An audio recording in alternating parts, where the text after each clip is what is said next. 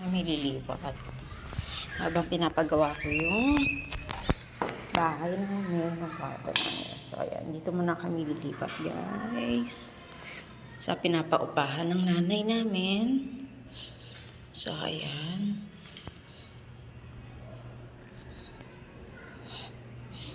Tapos, and doon sa kabila. Yun yung kwarto namin, guys. So, nakaka-lurky talaga kahit sino. Hindi mo magugustong matulog dito. Kasi, ayan, 4 o'clock na siya. So, kailangan talagang gibain, guys. Ayan. Ayan, sobrang... Ayan.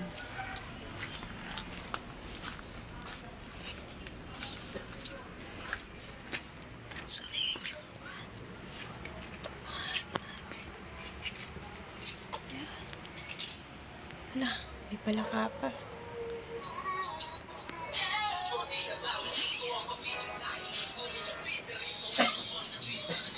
So, ayan, guys.